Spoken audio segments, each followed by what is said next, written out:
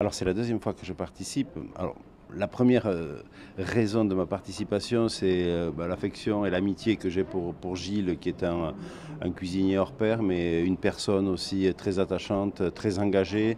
Et je trouve que l'idée de ce concours qui allie à la fois la salle et la cuisine, judicieuse, intéressante. On sait que nous, le travail de l'ombre est mis en avant par le travail de la salle, et qui est un vrai métier. On n'insiste pas assez là-dessus. Et donc, ouais, je salue ce concours, et je réponds présent pour la deuxième année. Je ne sais pas s'il y en aura une troisième, on verra. Mais en tout cas, c'est un vrai plaisir. Ouais. Tu étais dans le jury dégustation des entrées, Oui. œuf asperge. Alors, qu'est-ce qu'il s'est passé? Œuf asperge, alors c'est pas évident parce que c'est œuf, asperge et vin, puisqu'il y a aussi l'association mets vin. C'est très intéressant, et on a vu des directions là aussi différentes qui correspondent aux différentes personnalités des chefs. C'est un peu le propre de notre métier. Certains qui ont pris des risques, d'autres un peu moins. Des univers ouais, complètement différents, parce qu'on a aussi différentes régions de France. On est en pleine période des asperges. C'est vrai que j'aurais peut-être aimé voir un peu plus d'asperges blanches, parce qu'on est vraiment dans la période, mais ils ont fait... On a eu un petit peu d'asperges blanches, mais surtout de l'asperge verte. La difficulté était quand même, puisque le thème était l'œuf et l'asperge, donc il y avait ces deux produits qui pour moi devaient être à parts égales, dans l'assiette, plus le vin qui devait accompagner. Et c'est là qu'on a vu quelques difficultés. Certains ont plus axé sur l'asperge, d'autres plus sur l'œuf. On a eu des acidités quelquefois un peu trop marquées, parce que l'asperge et l'œuf, c'est très doux. Et de vouloir apporter trop d'acidité, à mon sens, tue justement l'arôme de l'asperge. Voilà, donc on avait des choix cornéliens à faire. Moi, j'ai quand même 2-3 assiettes qui sont un peu sorties du lot. On sent l'homme média. Hein. L'habitude de développer les concours, c'est parfait. Hein. D'ailleurs, en parlant de télévision, meilleure boulangerie de France, comment ça se passe? La meilleure boulangerie de France, je ne m'attendais pas à faire partie de cette brigade avec Bruno Cormeret et Noémie Ognat, et finalement, c'est une émission d'abord qui marche très bien.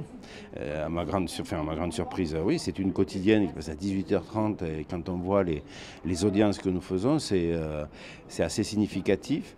Et puis c'est la rencontre de tous les terroirs de France. Toutes les régions sont visitées.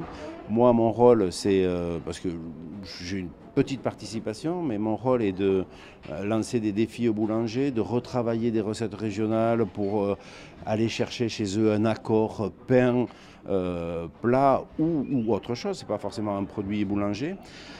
Donc ça, c'est intéressant. La rencontre d'hommes et de femmes au profil surprenant, beaucoup de